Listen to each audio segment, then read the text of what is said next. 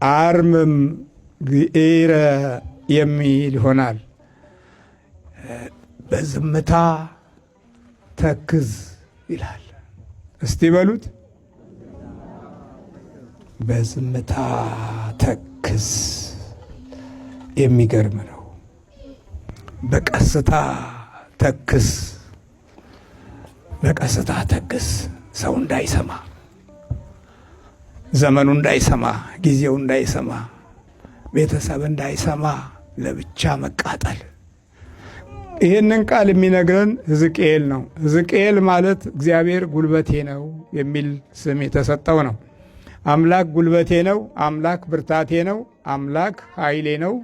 ሐዛቅ ማለት በዕብራይስጥ ብርታት፣ ጉልበት፣ ጥንካሬ ሲሆን ኤል ሲጨመርበት እግዚአብሔር ብርታቴ ነው፣ እግዚአብሔር ጉልበቴ ነው ማለት ነው። ይሄ ታላቅ ነቢይ ነው። ከነቢያቶች ትልቁ የሚባለው አንዱ ኢሳይያስ እና ሕዝቅኤል፣ ኤርምያስ ትልልቅ የነቢያት አባቶች የሚባሉ ናቸው።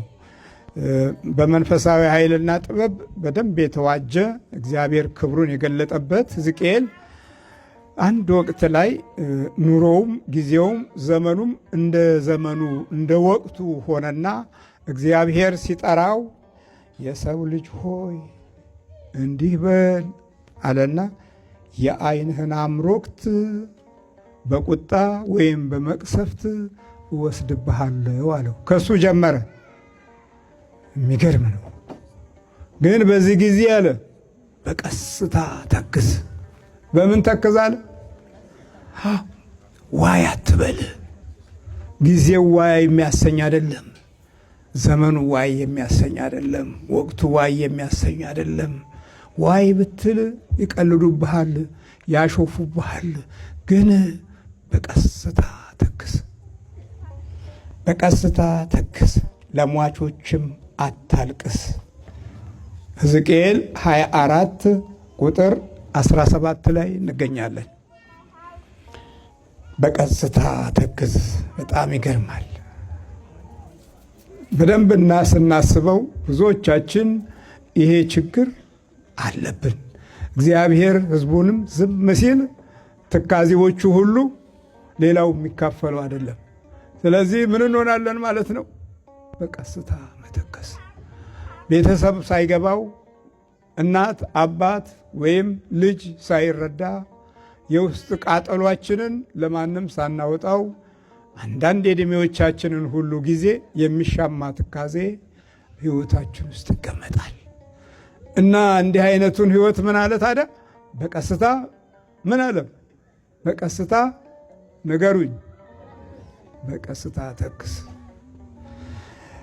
በዚህ ሁኔታ ውስጥ አራት መንፈሳዊ ገደቦች አሉ። እግዚአብሔር በቃ የሚከላከላቸው ከሰው ልጅ እንዳይመጣ የሚያደርጋቸው ለእግዚአብሔር ቤት እንዲህ ብለህ ተናገር ይላል። ደግሞ ቁጥር 21 ላይ እግዚአብሔር እንዲህ ይላል በል አንተ አለው፣ እነሆ የኃይላችሁን ትምክት አረክሳለሁ። የምናችሁን ትምክት?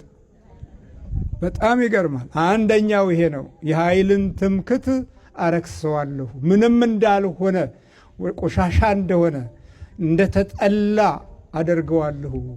የኃይልን ትምክት። አንዳንዱ በትምህርቱ ይመካል፣ አንዳንዱ በዩኒቨርሲቲው ይመካል፣ አንዳንዱ በተመረቀበት ይመካል፣ አንዳንዱ በሙያው ይመካል፣ አንዳንዱ በኑሮው ይመካል። እግዚአብሔር ዝም ሲል ምን ይሆናል? የኃይልህ ትምክት አረክሰዋለሁ።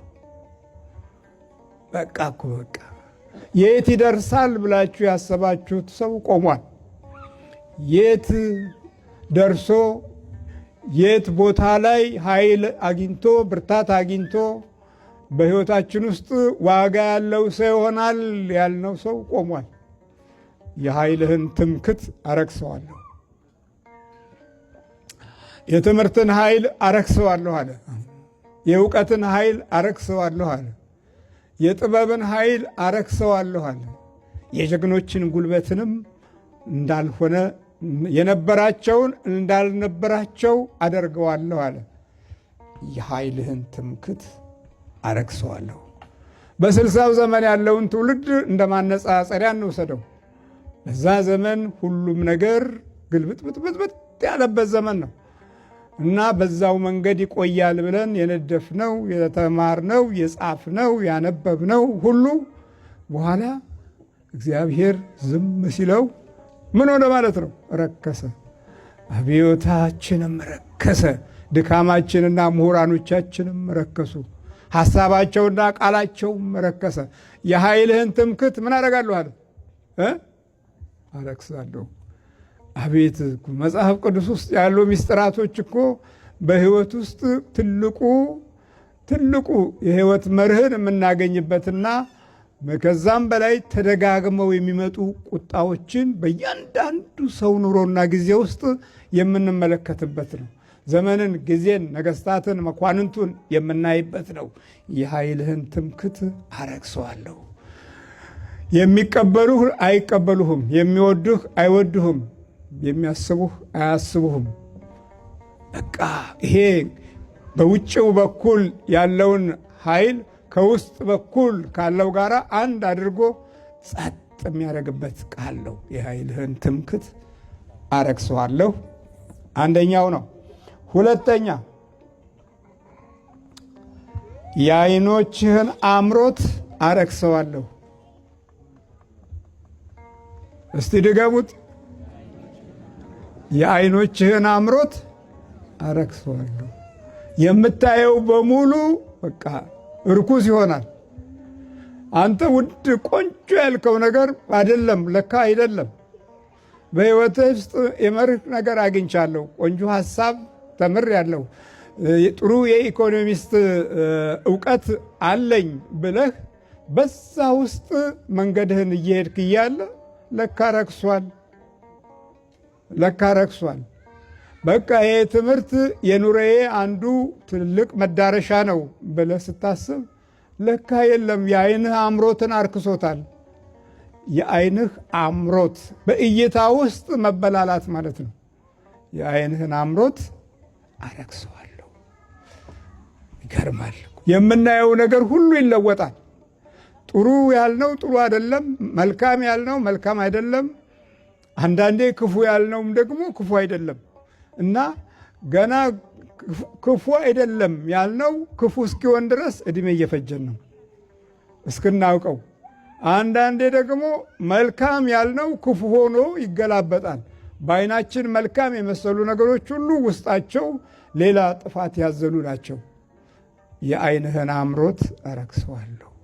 እንደነ ከሌ ብለን ወደፊት በዓይናችን አይተን በጆሮአችን ሰምተን ትልቅነታቸውን ስናደንቅ አድናቆታችን ውስጥ የማይዘልቅ ነገር እናገኝና የዓይንህን አምሮት ምን አደርገዋለሁ? አረክሰዋለሁ። እንበላለን ብለን የምንበላው በራሱ ጤናን የሚከለክል ወደነው አይተነው አፍቅረነው የለበስነው ልብስ ቡዳ ያስበላናል። የዓይናችሁን አምሮት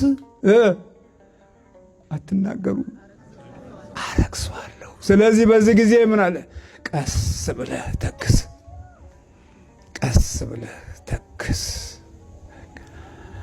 ትልልቆቻችን ሲጨክኑ ያስተማርናቸው ልጆች ባህሪያቸው ሲለወጥ፣ ቤታችን ከባህሪያችን ጋር ሲጣላ፣ የገዛ ፈቃዳችን በሕይወት ውስጥ ሲፋለም፣ አኗኗራችን ውስጥ ማንነት ጠፍቶ ስንጨነቅ፣ ለእኛ ያምራል ያለው ነገር ለካ አይደለም።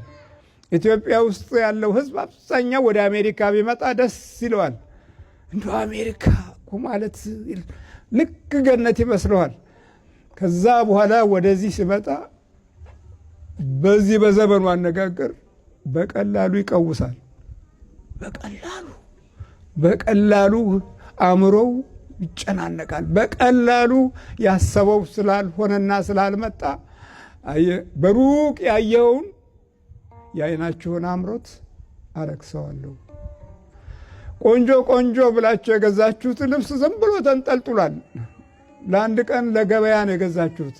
የገበያው መስህብ ደግሞ የእናንተን ገንዘብ ይቦጠቡጣል።